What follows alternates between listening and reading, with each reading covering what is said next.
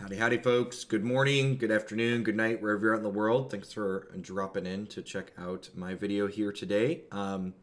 This is another YouTube exclusive video. So the couple of videos that I did over the weekend while I was stuck in my hotel at SCGCon had pretty positive response overall. So I'm going to try adding in some consistent YouTube exclusive content. When you submit decks through my deck submission form now, there's going to be an option to whether or not you would prefer your deck to be played live, played offline, or you don't have a preference between the two.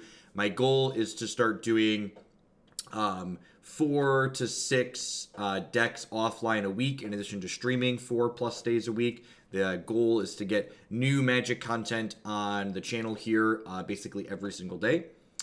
So be sure to check out those if you're interested in having one of your decks played on stream in the future. Also, with adding some offline content, I am returning to doing some somewhat consistent legacy content as people submit things. One of the biggest drawbacks and reason why I stopped doing legacy content was because ghosting happens more often, not only in competitive leagues. So by recording offline, I get to avoid that annoyance and that possible headache. So anywho, we're going to jump right in with this this first video being recorded for YouTube exclusively here at my home. Not working off my one-screen laptop anymore, so that's nice.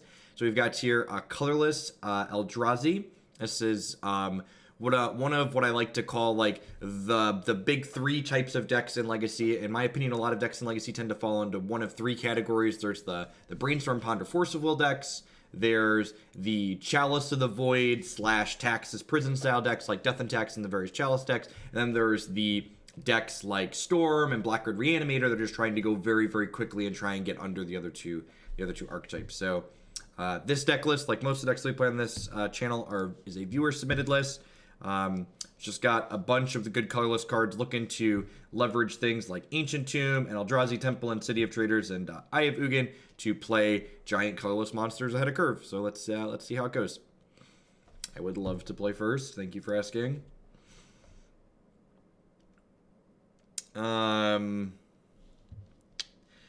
See, hands like this are... I feel like this has to be within the range of keepable, but it's definitely like not super impressive, right? Like you look at this hand and you go like, what this hand is doing like isn't really like legacy power level at a glance. So I'm interested to see how this ends up feeling. So like I have Wasteland as technically disruption in case my opponent's playing some kind of combo deck and I don't draw another soul land. I have Thought-Knot Seer. If I draw another 2-mana land, this hand's like really good, right? Because I'll get to play the Thought-Knot Seer on 2 and smash for 4 right away. But if I don't draw a 2-mana land here, this hand's going to be kind of slow. Perfect. And the Eye of Ugin is actually like extra insane because it lets me play the Eldrazi Mimic this turn as well. All right. And like the Eye of Ugin just like takes this hand from like potentially mediocre to just like cranking it completely into overdrive. Because, like, now I get to Thought-Knot Seer them and take one of their cards here. And then next turn I get to play Reality Smasher and basically just run them right on over. Baleful Strix is a great card to take away here. I would like to cast this one for free. And then I would like to smack them for 4 here. And then, even if they Diabolic Edict me and take away an Eldrazi Mimic next turn, I'm going to play this Reality Smasher, and I'm going to truck on in for 14. Because this will turn into a 5/5. And they should be pretty far gone at that point. It's a pretty good start for us on the play. And they drew Badlands for the turn. So that means we know this is resolving and we just get to smash into them here. Would not be surprised if this was a concession smasher. Grixis doesn't have something like Terminus that can pull them back from being this far behind.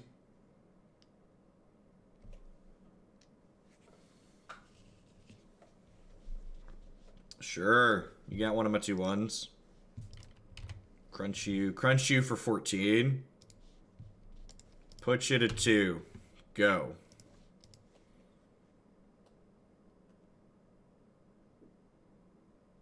Sure, and this makes sense. I like this play from the opponent. They're taking a little bit of information with them on the way out the door. Might as well see the last couple of cards in my hand before we move to the post-board game.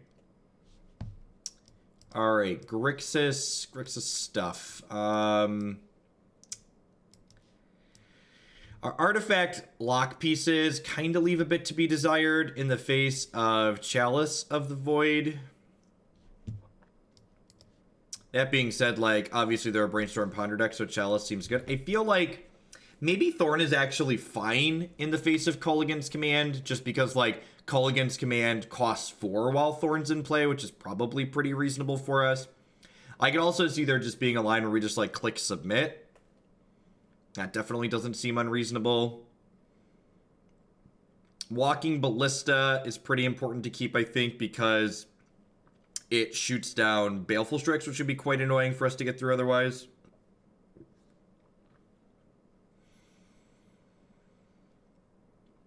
Yeah, honestly, I think I'm just gonna run it back here.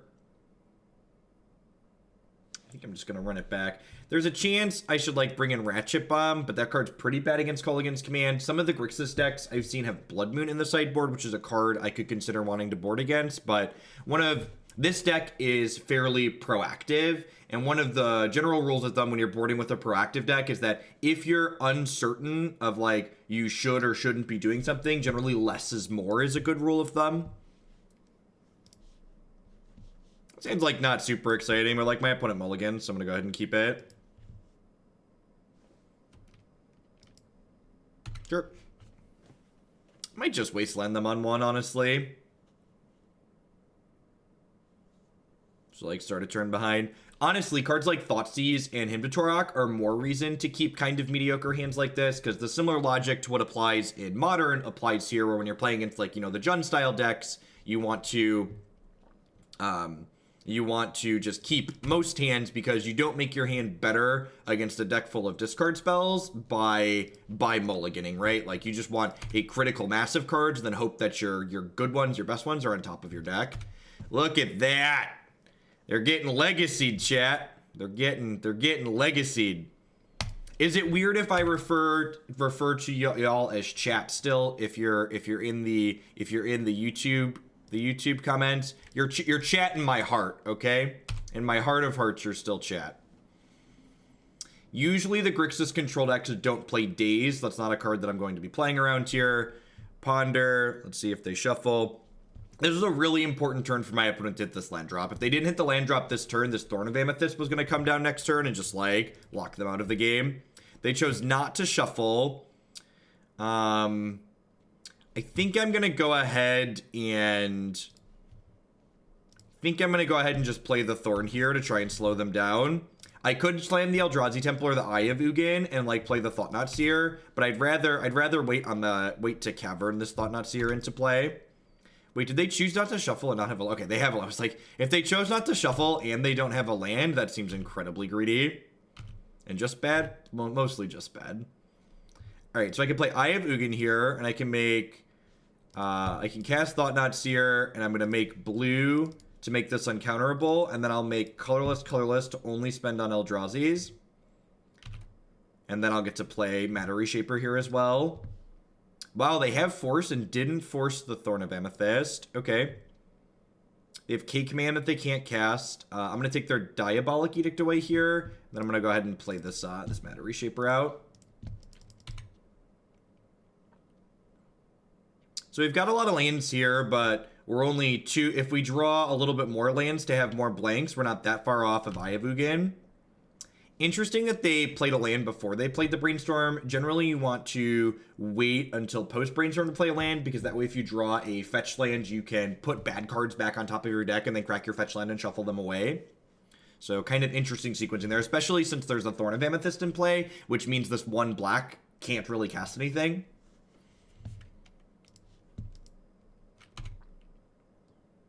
So looking for... Most of our draws are reasonable at this point. Like that one is very, very reasonable for us. That arguably might be the best draw on our deck. I'm going to attack with Matter Reshaper here and not the Thought-Knot Seer, because I don't really mind if this one trades. But I would prefer that they don't get to draw a card by killing my Thought-Knot Seer. Endbringer, aptly named, is going to get to bring an end to Baleful Strix here. This only costs me 4 and is uncounterable thanks to this fair and balanced Magic the Gathering card named Cavern of Souls.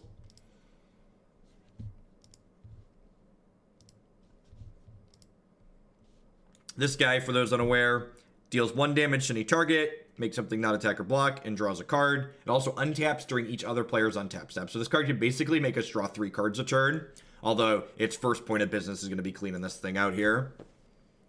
Easy come, easy go. This is a good legacy deck to dive in with. These games should be pretty quick and brutal one way or another. This deck is a little smashy, to say something on the nose. Chalice of the Void plus Leyline of the Void give you play in a lot of different matchups, and then like these various Squidbillies give you a lot of play in the fair matchups as well. I really like the Miser Ulamog at the top end of this deck. Against decks like Grixis, this deck can often go long, and like having one really good bomb to like search up with Eye of Ugin is very powerful.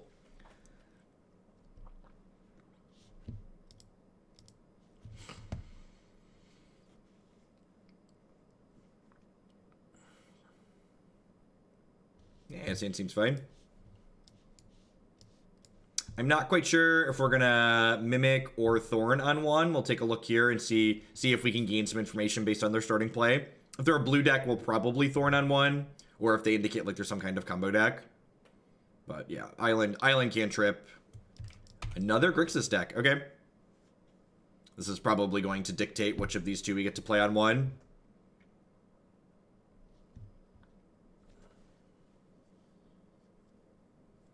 If they take the Thorn away, yeah, I'll probably go Eye into Eldrazi Mimic here.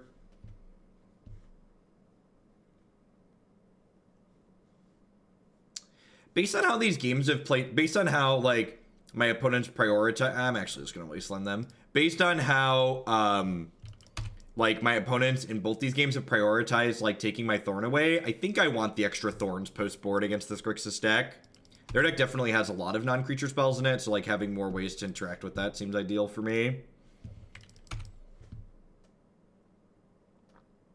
Cavern of Souls. Cavern of Souls gives us kind of a decision to make. Like, do I want to just like head to the Space Jam next turn and like play the Thought-Knot Seer, or do I want to like take a turn off and like plan to Cavern it into play?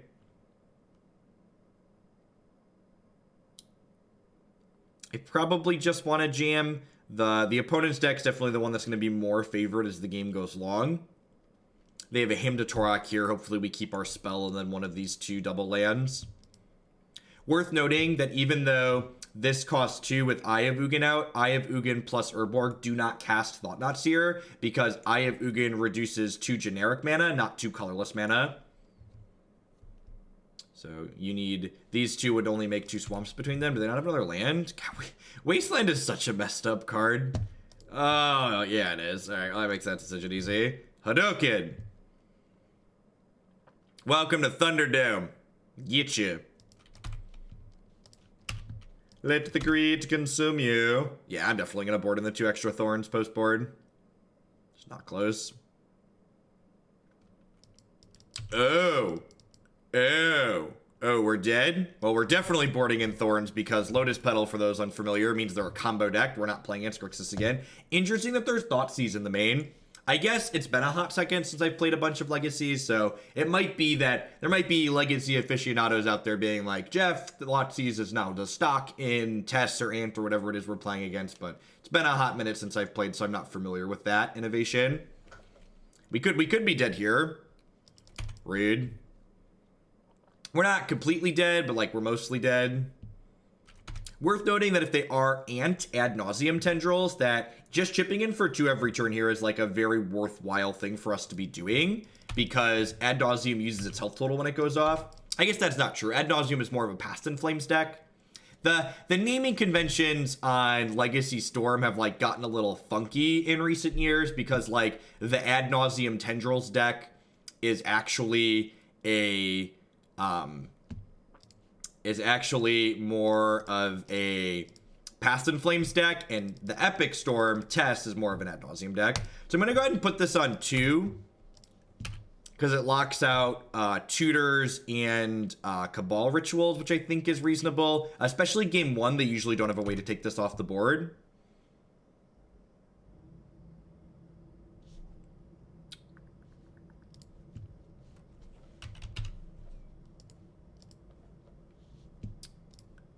Ahead and do this. You'll note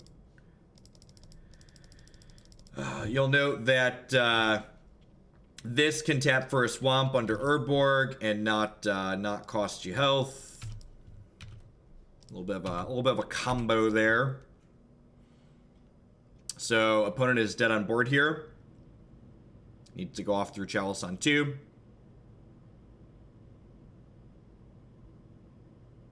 And they're dead. All right, so I don't know exactly what the opponent's doing. Probably a safe bet that Warping Whale and Thorn of Amethyst are great things to board in.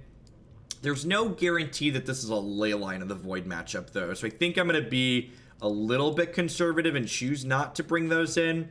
It's possible, like, Walking Ballista is just, like, kind of mediocre against a combo deck, so, like, I should go ahead and just cut that and bring in more potential disruption, but there's no guarantee that, like, Leyline is meaningful against them. I guess they could be Reanimator. Like, Reanimator is definitely a combo deck that plays Thoughtseize, because you could Thoughtseize yourself to put a thing in the bin. So maybe I am just supposed to, like, I'm up a game, I can afford to overboard a little bit. If I cut this leaves me at 20 creatures. That doesn't seem completely unreasonable. I suppose I could also, like, toy around with cutting a land or two. Like, we're playing 26 lands, and, like, I'm trimming a bunch of my top end, right? So, like, cutting at least the Caracas is probably fine.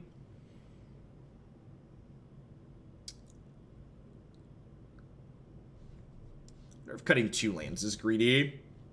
It's probably greedy. Am I going to do it anyways? No, I'm not going to cut 2, because Wasteland's like a land spell, right? Like, that one just, like, hops off and kills their thing. I'm going to cut the Caracas and leave in a Walking Ballista. Feel free to let me know in the comments below what you think would be the right way to board here, based on the information that we have. Because, like, based on the cards that we've seen, like, my opponent could definitely be a Reanimator. And, like, if they're playing Ant, the Ad Nauseam Tendril Storm deck, Leyline of the Void does have text against that deck as well. So I think it's a fine hedge to bring in here. They could be playing something weird like Tess, and then Leyline of the Void's going to be less good. And I should have, like, Ratchet Bomb for the purpose of cleaning up goblins. But I think this is a fine hedge based on what I've seen so far. The fact that we saw Basic Swamp makes me think it's less likely to be Tess, because Tess tends to play more non-basic lands.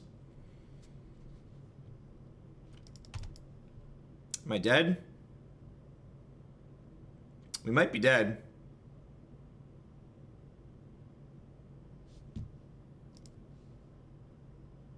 Yeah, they're just putting 12 goblins into play here. Yep. Yeah, like, if this had been a Ratchet Bomb.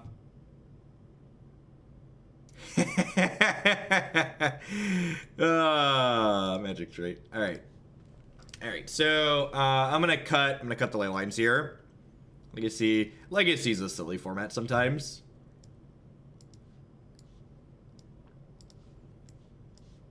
All right, let's do that. GG WP. You know, I wasn't sure if I was gonna have time to record 2 leagues this morning, and I think that's probably not gonna be a problem.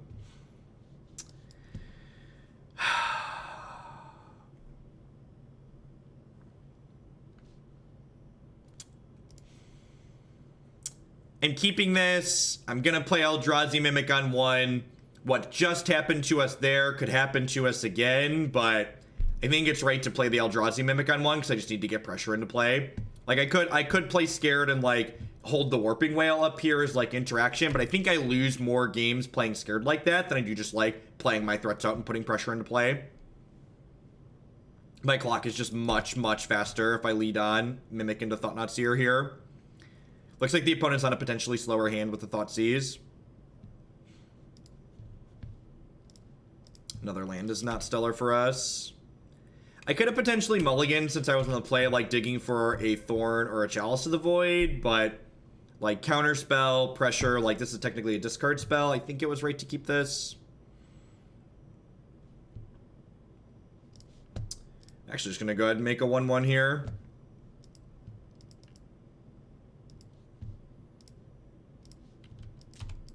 Not in a good spot, obviously.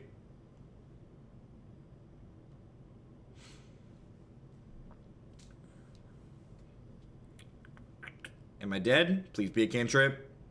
Alright. I guess Island implies that it's going to have to be a cantrip. So we'd like to draw Reality Smasher, would put our opponent to 2 here, which would, you know, not be bad for our hero. Chalice of the Void. Okay, so Chalice of the Void. What do I want? What do I want to do with that? I think it's just Chalice on 2 again.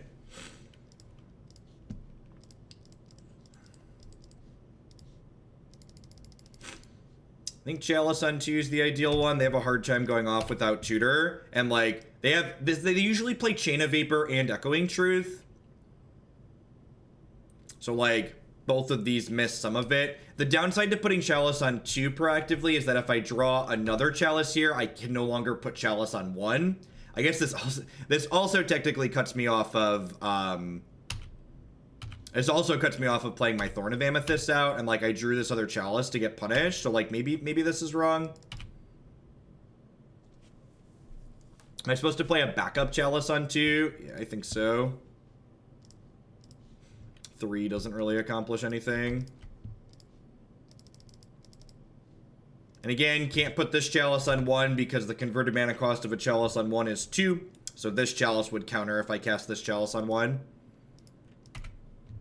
This, worth noting that, like, putting the second Chalice out here is decent because it insulates against a copy of Chain of Vapor. And, like, Echoing Truth and Hurkyl's Recall are their ways to take all of my artifacts off the table. So, like, Chalice of the Void on 2 locks both of those out, which is nice. They could obviously, like, hit their goblins naturally and, like, not need a tutor to get them, but I don't really have any options to play around that, so there's really no point in mentioning it. Alright, they're gonna be dead on board here. I'm gonna play the ancient tune that they know about and pass the turn.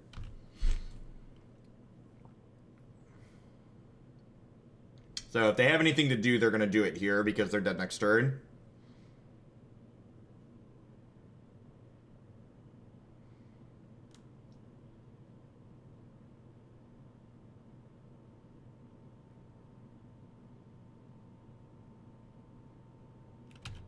Alright, come at me.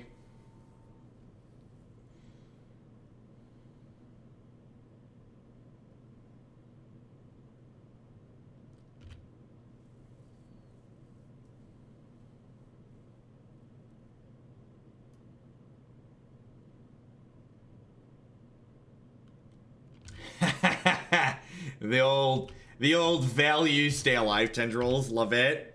All right, 1 reality smusher, please.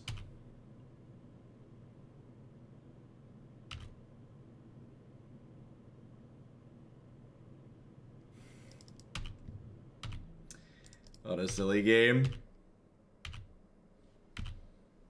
Alright, I can actually activate the Saivu again, so I'm not putting another Chalice into play. It's gonna, like, go to 2 and get a Reality Smasher and then untap and kill them. So they're dead on board again, so they need to do something here. Alright, so kill you.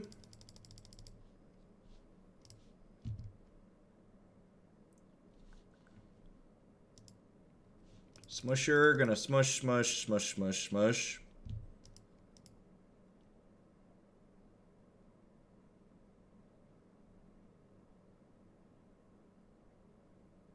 Survey says, ew.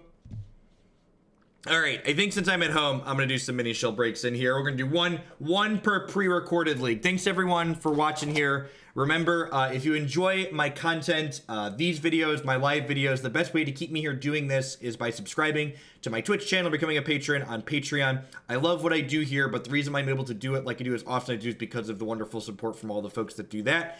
Past subscribing, you also support my stuff by checking out some of my very wonderful sponsors, mtgotraders.com. I love to buy and sell some Magic Online cards with you. And if you use code Hoagland PayPal at checkout, then you'll save 8% on your singles orders there.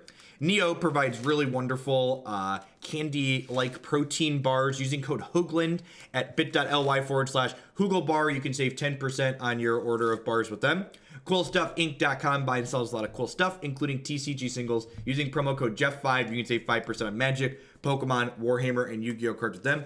And of course, my shuffling deck is protected by none other than my BCW Elite Guard sleeves. Using code Jeff10 at bcwsupplies.com, you can save 10% on sleeves, deck box, and all sorts of other fantastic stuff there with them.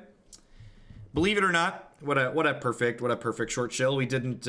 Whoop, that's the wrong one. We are still waiting on our match to pop here. So we are 2-0 to start here with our Squidbilly deck. Just good old smorking in the morning.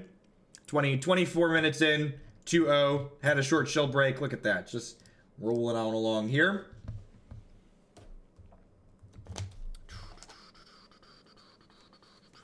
So one thing that got brought up last night while we were streaming was someone asked, with doing offline YouTube content now, is coaching while playing other decks something that I would be open to. So if you think that's something you might be interested in, or if you think that would make for good or potentially bad content, I'd be interested in feedback on that. That might be something I try for some rate. I need to figure out what exactly the rate would be, but potentially having someone Discord voice in while I play their deck and let them talk through what I'm doing and why we're doing it while I play their deck. I don't think that we definitely wouldn't have every offline video turn into that, but maybe that could be good and interesting for some amount of them.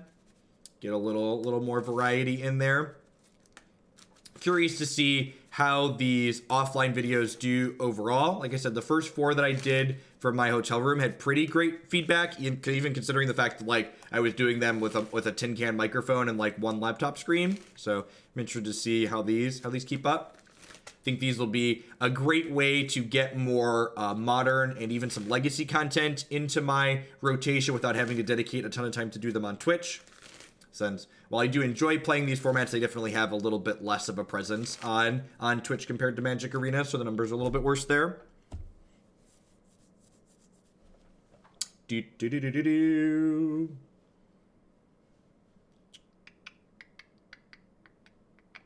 Oh, legacy. Nobody wants to be our friend. They're all scared. They know reality smusher is coming for them. They should be afraid. We beat Grixis, Control, and Storm. Obviously, decks busted. I think this is actually one of the better decks in Legacy right now. I don't actually know. I haven't been following this format super close. Look at that, we got a live one. But that'll change a little bit as we start playing it again here. It's been a hot second since we've had it in the rotation.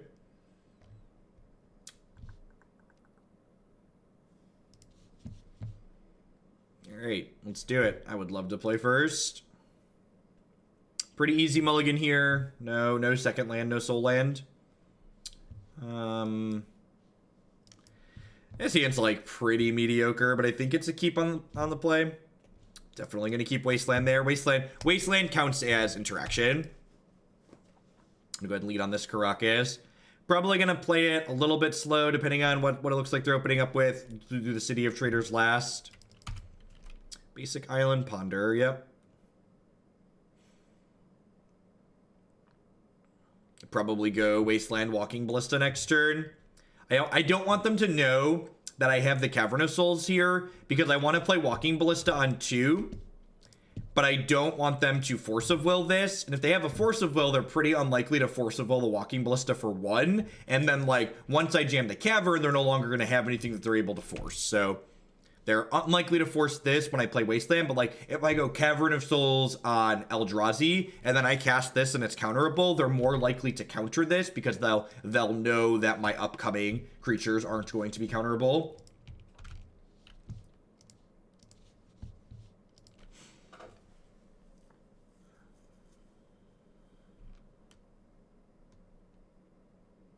Basic Island, Misty Rainforest, Ponder. Could be Miracles, could be Sneak and Show, could be Storm.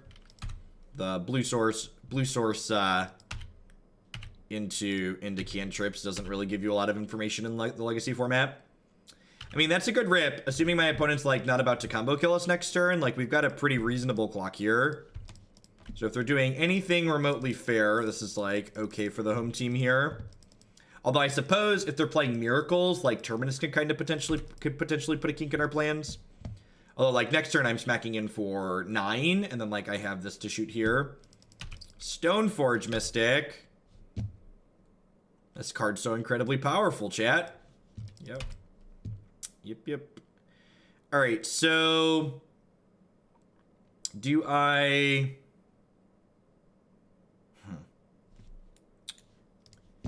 think the plan here is pump this, attack for 5, shoot this twice, Wasteland them. Just put them behind here. Then, like, next turn I can put Reality Smasher into play. The Stoneforge Mystic likely indicates they're not a Terminus deck, which is good for us, so that's nice. So this thing got in, you know, 4 points of damage, and then traded with the Stoneforge Mystic. Like, traded goes in parentheses against Stoneforge Mystic, right? Because, like, it drew a Batterskull. But ideally, we're going to kill them before the Batterskull becomes relevant here. Hoping to dodge, like, True Name Nemesis here. Walking Bliss is not a bad draw. Are we going to get Vendiclicked? If they click us, we can play the City of Traders and, like, Walking Ballista, shoot it and attack. I guess I also just, like, have Caracas here, too. So I assume I'm losing Smusher.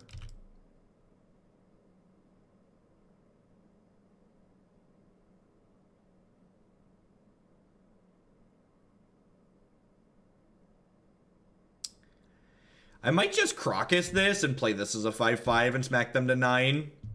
It doesn't seem unreasonable.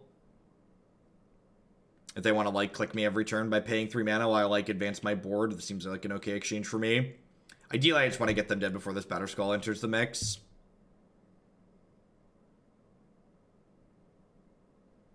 I guess they could take Walking Ballista if they don't have a Force. If they have a Forcible, they just, like, don't really care about this because they can just force it. Yeah, took Smusher. Huh, second Walking Ballista. This really sucks if they have Force, but I think with second Walking Ballista, I'm just going to go Ballista into Ballista.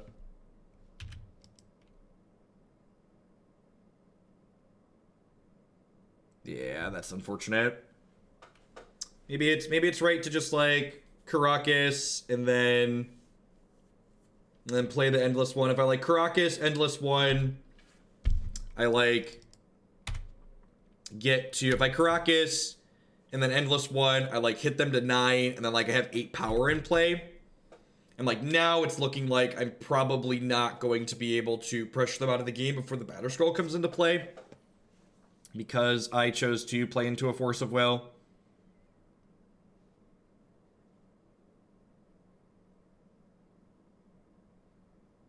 Yeah, it's probably a mistake on my part.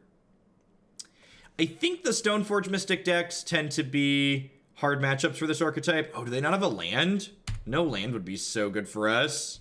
That is incredibly good for us. Oh, that's definitely how that works. I've played with City of Traders before. Most definitely played with City of Traders before. It's been a hot second, folks. It's been a hot second. They shuffle their part. They chose not to, they missed a land drop and they chose not to shuffle. So am I getting plowed here? I feel like there's some farming in the future.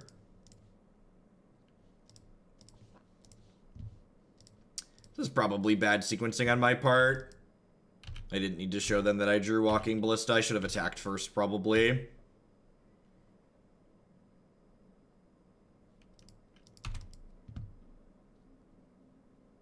Get, like, Jace unsummoned and be really sad. Alright, 3 Reality Smashers in our deck. Let's go. Technically, there's 4 Reality Smashers in our deck, but we know one's on the bottom, so it's like a non-starter. Gosh, could you imagine if this card hadn't been errata and you could, like, Caracas Planeswalkers under the new rules? That would be so good.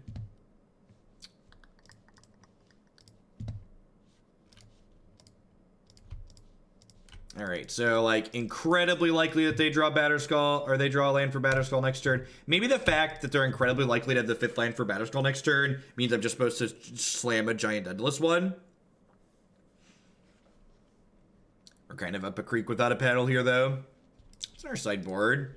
We get 3 copies of Sorcerer's Spyglass to bring in, and then maybe a couple copies of Thorn Amethyst. I'm not sure if this is the GTA matchup. They have, like, some creatures, but not a lot of them. I like how we're just, like, casually at 7 and our opponents never attacked us. Like, just legacy things. Alright. That's the best. My best is, like, when they're in the tank and then they come out of the tank with the best possible thing.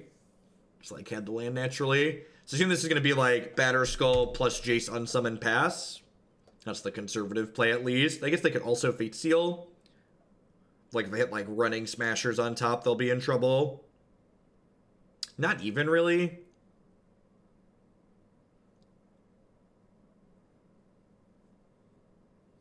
I think they're ahead regardless of how we slice this here. What are the odds this match is, like, longer than both of our last 2 matches put together? Probably a good chance. Yeah, I think the turn I played the Walking Ballista into the Force of Will, as opposed to Karakusing the Click and just playing a 5/5 Endless one, was the turn I lost the game. I think that was kind of the turning point there. I think I'm going to cut this Endless one.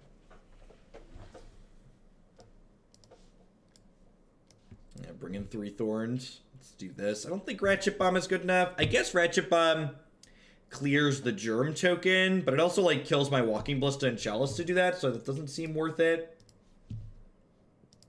Seems like a touch narrow, potentially.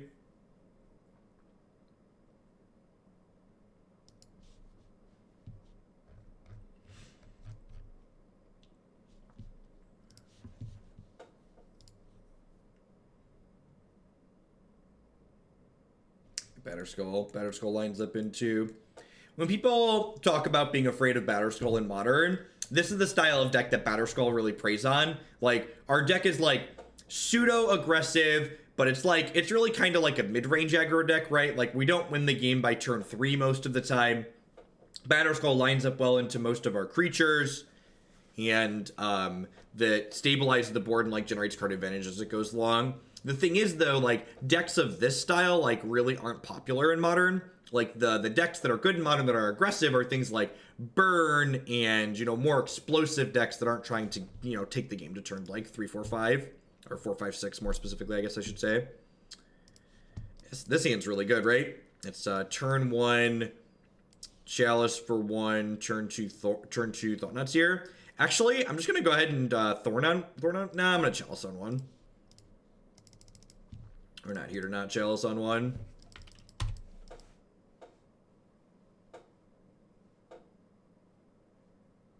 There's a chance that, like, they force a Thorn on turn 1.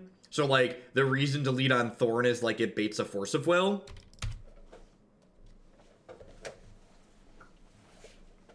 Definitely just gonna Windmill Slam this Thought-Knot Seer here. I think it's pretty uncommon for these decks to play Daze, and often Daze decks board out Daze on the draw. But I'm definitely here to just head to the Space Jam.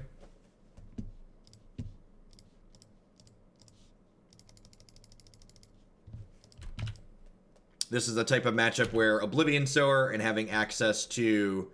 Woof. True name is real good. And having access to a Eye of Ugin is going to be really good for us.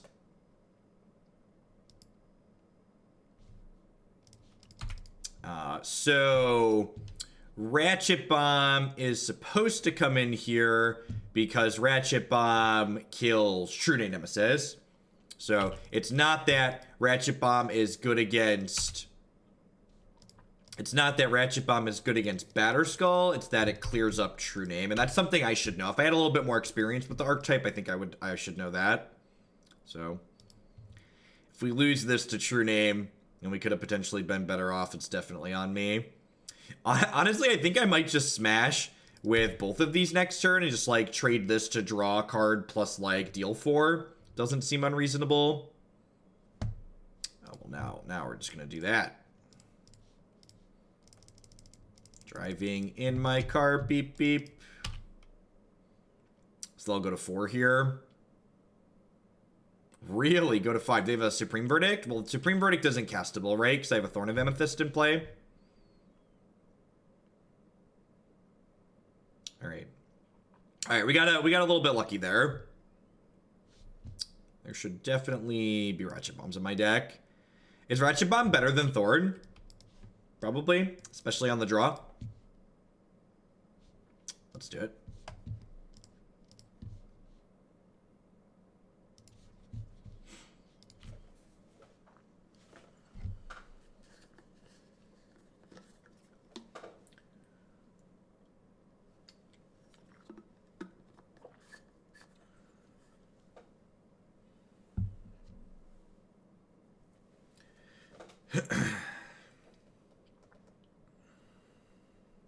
Pretty easy mulligan, no second land.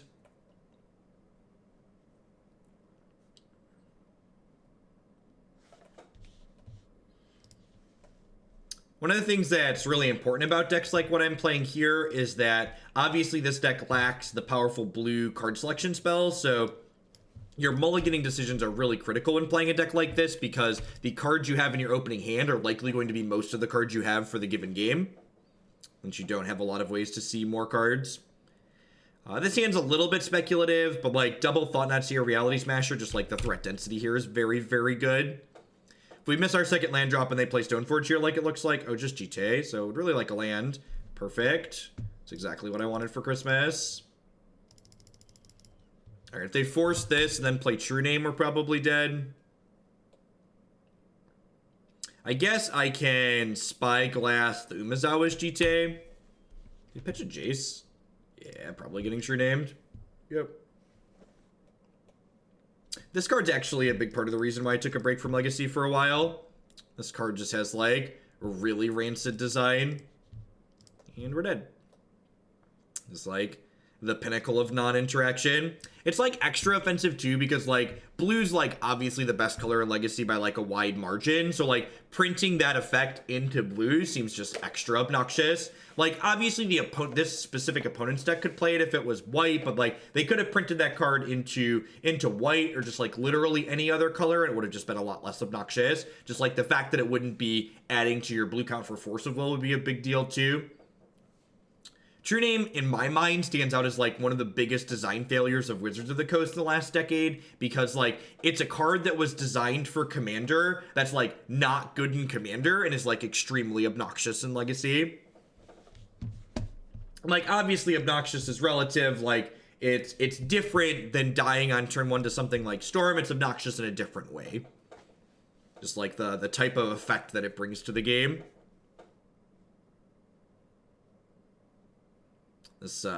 This Moat Sulfuric Vortex split card basically in a lot of situations, like unblockable, uninteractable damage. 2 and 1, got to bat 500 to get our fun points back here. See if we can squeak it out. Not bad. 3 matches in 42 minutes. This was a good one to dip back in with. Just good, clean, smashy fun.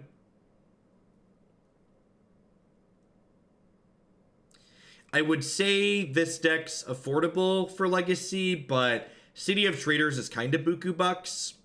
I guess you could, like, reasonably sub the City of Traders for Crystal Vein. It's, like, not strictly worse, it's just different. It's probably worse than City of Traders on average, but there's going to be spots where Crystal Vein actually ends up being a little bit better. Although I'm not certain where Chalice of the Void falls on pricing these days. Chalice, Cavern, and Leyline are all expensive because of Modern, so, like, this deck is probably still like $1,000 even without City of Traders. That's just like how much non-rotating Magic decks cost.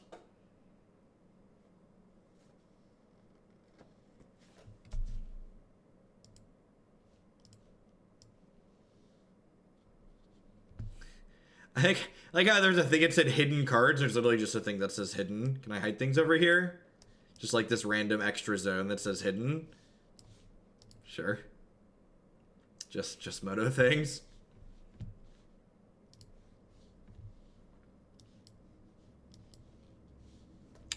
I guess.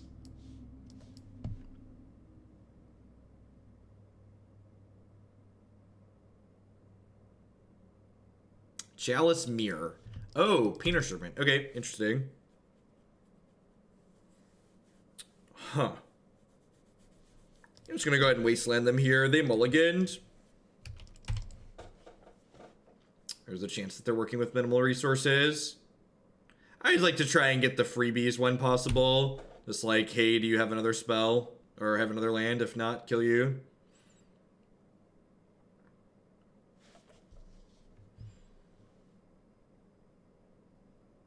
So I could play the city and play the Chalice on one, but like, again, the city's going to die. So I think I want to like take a hot second and play behind here a little bit. So my city doesn't die right away. Birds of Paradise. Okay. Interesting.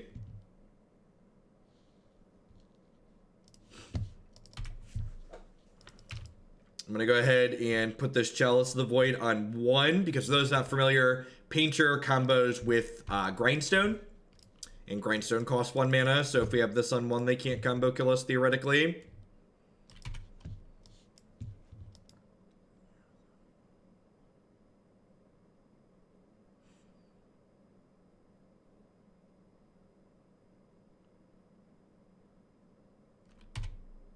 Canonish, sure.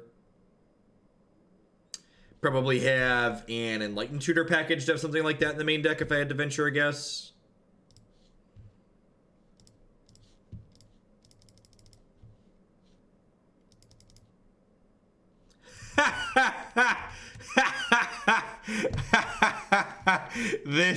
This turns off Eldrazi Temple. Today I learned. Turns off Ayavugan too, doesn't it? That's funny. Things this is no longer. Colorless. What a tilt. That's really good.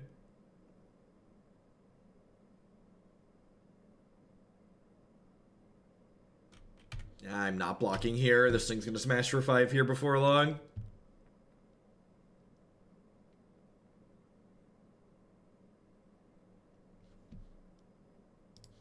It's a pretty good draw. I'm not playing this out because Aethersworn Canonist says I can't. I'm gonna play the Mimic, and then we'll go Reality Smasher into Giant Endless One and just run them out of the game very quickly here. I'm gonna give our Wasteland credit for winning this game. Just crippled them uncontrollably.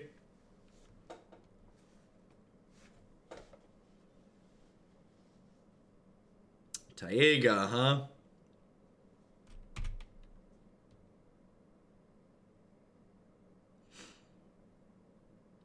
I think I'm actually gonna go ahead and just Wasteland them this turn.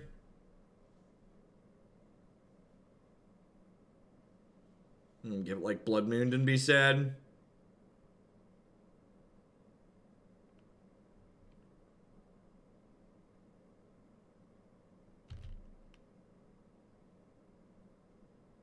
Maybe Progenitist. I think I'm getting Progenitist. That is in fact a Progenitist. Well, huh. The Aethersworn Canonist, like, really slowed us down this game. Yeah, I think we're dead.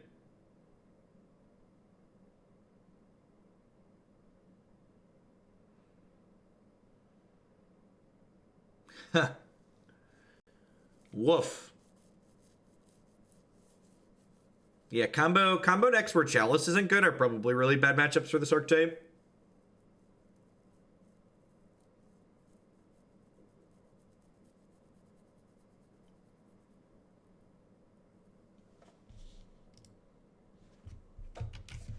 Can I Karakas it? Is Karakas a thing? Then Progenitus has protection from it. Yeah, I can, like, play an Endless One here and, like, hope they make bad attacks next turn. And, like, get to untap and kill them with Reality Smasher, but, like, that's pretty unlikely.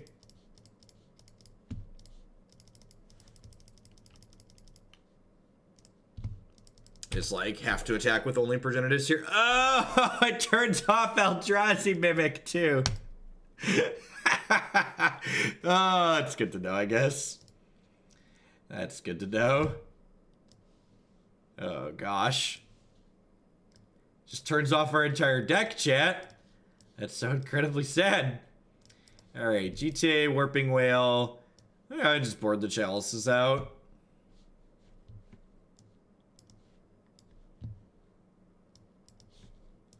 Bring in Spyglass, I guess. I don't know. This seems pretty bad for us. This is kind of it's kind of a metagamey deck, so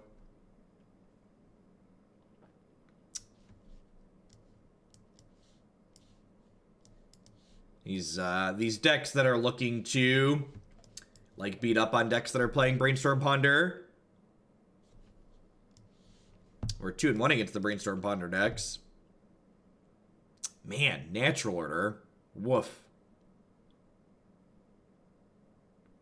The old Simeon's Pitch, Simeon Spirit Guide, natural order, my Birds of Paradise into Progenitus. I mean, I guess I'm keeping this.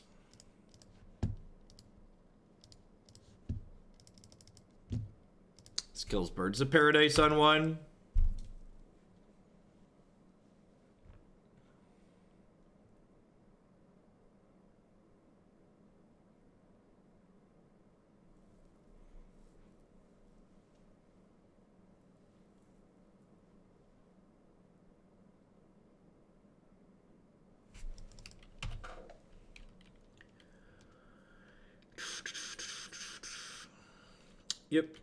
Yep.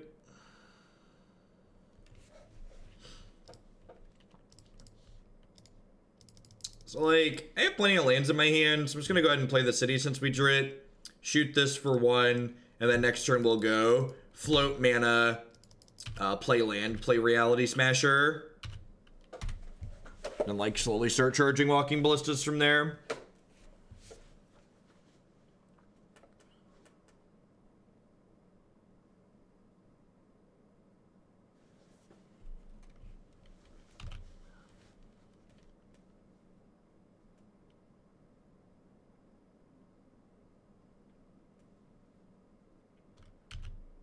Yep.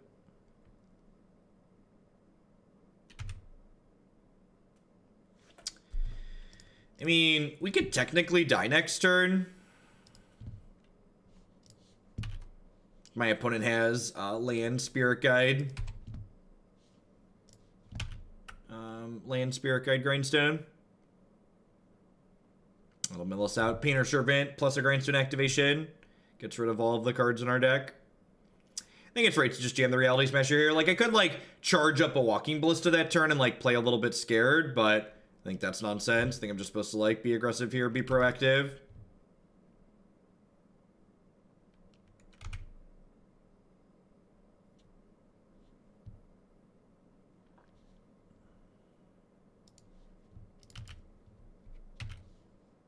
I'm gonna go ahead and charge a Ballista and shoot this Dryad Arbor this turn, though, for sure.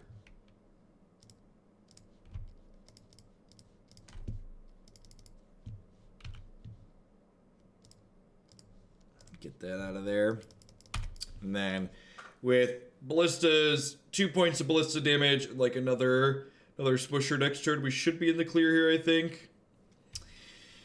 Oh, magic. Oh, magic. Oh, not a whole lot we could do there, unfortunately. Not a whole lot we could do there. Onward, upward, backward, forward. Let's put our online gambling hats on, chat. This next match is for $14, give or take. Because Magic Online in no way represents online gambling.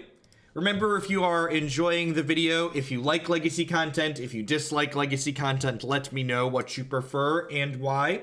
Let me know if you have feedback on these offline YouTube exclusive videos moving forward. Again, just like the people that watch and support my stuff kind of dictate what we do and when we do it. So if this is something people like, it's going to stay in the regular rotation. If it's not, we're going to remove it. And as always, remember to hit that like button and ring that bell and all those other YouTube things that the professional YouTubers tell you to do on their channels. Yeah, I mean, this is a hand. I don't know if it's a good hand, but it's definitely a hand. I'm going to play Eye of Ugin and cast this for 2.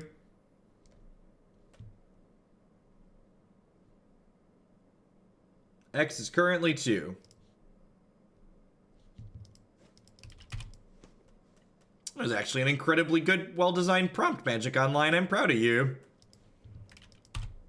I'm proud of you, Moto. You had a well-designed prompt. All right. I would like to attempt to legacy you. Hadouken. Did I get a free one? Rats! We're so unlucky, chat. Just incredibly unlucky. gonna go ahead and play the Matter Reshaper here rather than play the City and the Thought-Knot Seer, because, like, I'd prefer not to lose this when I play a Wasteland. And I'd like to play this Thought-Knot Seer around a Daze, ideally. It's a Baleful Strix. Young Pyromancer, sure.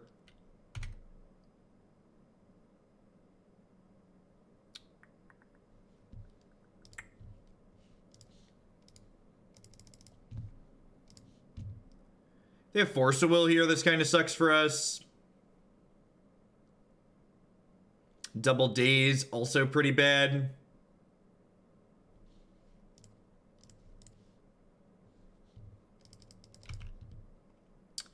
I'm going to hang tight. I'm pulling the trigger on this Wasteland for a second since I have 2 6-mana spells in my hand. It might be wrong, but I also would like the Pyromancer, like, it's looking like they're Grixis Delver, so, like, this Wasteland is valuable even just with the Thought-Knot Seer to play around Daze. And, like, it's not like I'm wasting them to 0 land, so, like, as long as they have 1 blue source, they're going to be able to cantrip and find more, so if I was taking them off their only land, I'd probably use the Wasteland aggressively there, but because they have 2, there's really no reason to. Like, the upside of keeping it is higher than the upside of firing it off.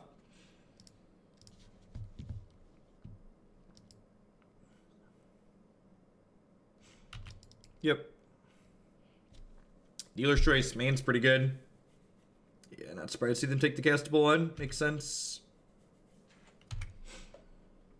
Land. Cavern of Souls. Eldrazi Temple. I'll take it. And my opponent just set up a Delver flip with Brainstorm, so I'm going to go ahead and Oblivion Sower and just clear that right away.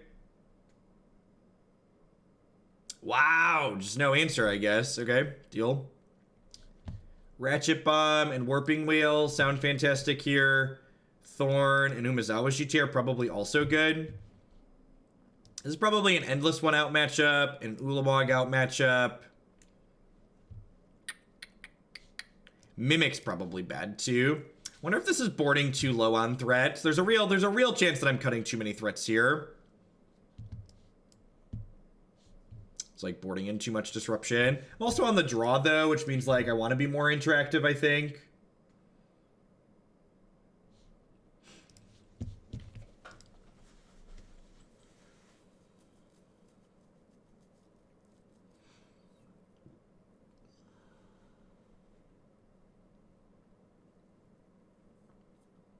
Yeah, this hand's really good.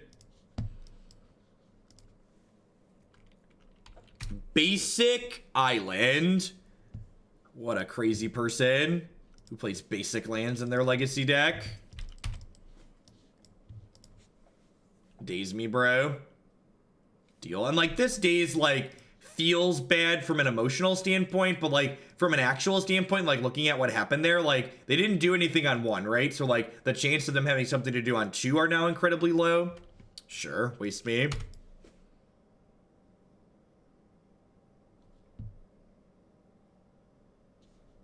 Lead on Eye of Ugin here, because I'd rather this one get wastelanded than my Eldrazi Temple. Because this is legendary, so redundant copies are less good.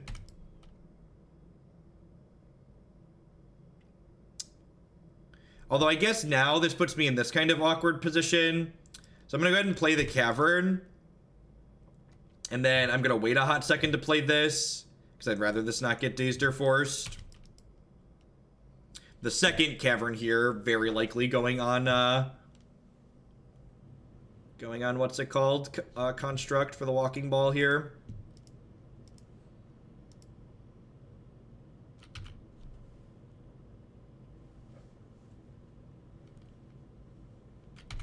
They shuffled the Ponder, that's good. Means they're not hiding anything on top.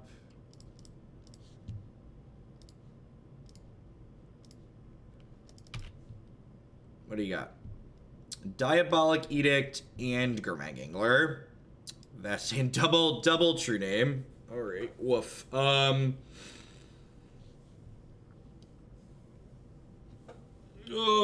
that's just a giant bag of dicks no matter how I cut it. I think I take the Edict here. Hope they miss the land for the turn so they can't play the... I just need to hope they miss a land for the turn, basically. So they can't play a big threat. Perfect. I can wasteland them. Just give them the old welcome to Legacy.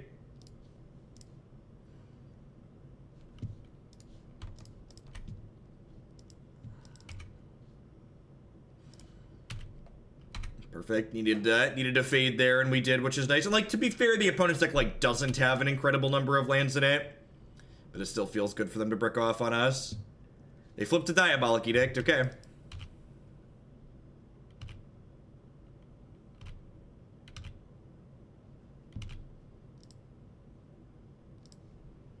Charge in Malazer. I'm gonna go ahead and play Mishra's Factory out here because Mishra's Factory insulates us against the Diabolic Edict if they draw Black Source here, which is nice.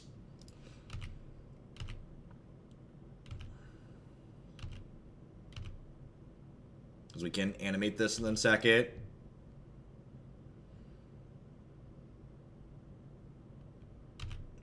So looking to fade a fetch land for a turn or two here. This Ratchet Bomb's going to kill this Insectile Aberration to keep our health a little high. And this one's going to head to 3. Alright, they hit the fetch.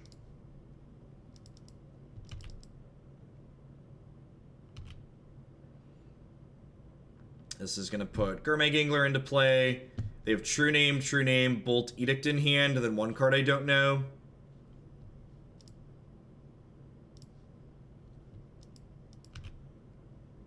So I'm probably just hanging tight on this Cavern of Souls for the time being. Or on this Ballista, although I guess they don't really have... They don't have red mana.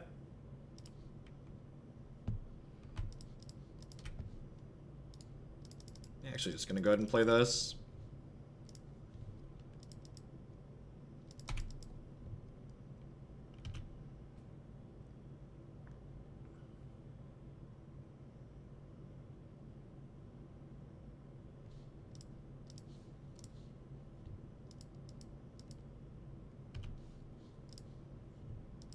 Goodbye.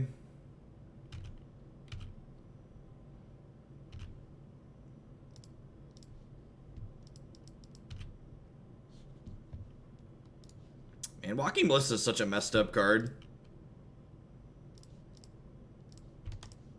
This is one of the things that made Tron in Modern just so good. Just like it's so funny to me that like we talk about like we can't like unban Birthing Pod because it makes creature design get restricted, and we can't unban, you know, Stoneforge Myths because it restricts equipment, but like we have Ancient Stirrings legal and we still keep printing like busted colorless cards. Just like, what's the difference here? What am I missing? I must be missing something, right? Their hand is True Name, Forked Bolt, and then 2 cards I don't know. They're gonna draw a 3rd card that I don't know. They chose not to shuffle, so they hit their land drop here. Is Reality Smasher lethal? I think this Reality Smasher is pretty close to lethal. Especially because I get to fire up the old factory here with it, too. Maybe I should hold that to bluff. It probably doesn't matter in the grand scheme of things. Oh my god. Oh, that's awkward. I forgot I had this in play. Sorry. I do not have infinite experience with this deck. Probably doesn't matter, but I definitely took 2 damage I didn't have to take there. My opponent conceding. So I'm sending in the troops. All right, look at that. We hit the 3-2. Had a couple of slops on my part there. I feel like the 2 matches we lost in that set were probably just like genuinely hard matches for this archetype. If I had to venture a guess, the Stoneforge Mystic True Name deck's probably a tough one, and then combo decks that don't care about Thorn, Chalice, or Leyline are kind of tough as well. Like that's this deck's axis of interaction against things that are faster than it, that are playing an unfair strategy. Like you're trying to attack them with Chalice, Thorn, or Leyline as these pieces of permanent base disruption. And the deck our opponent played was actually really sweet. I wish we could see a decklist for it. So if you've seen something similar to what the last opponent was doing, it looks kind of neat. If you have a link, feel free to link that in the YouTube section, in the comment section below. If you like the video, if you have any suggestions that are constructive and specific, feel free to leave those as well. And thanks for watching, folks. I'll be back real soon. The plan, like I said, is to have new content posted every single day on YouTube, whether it's original stuff like this or it's archives from my stream. So thanks for watching, folks. I'll catch all of y'all real soon, hopefully. Have a good one.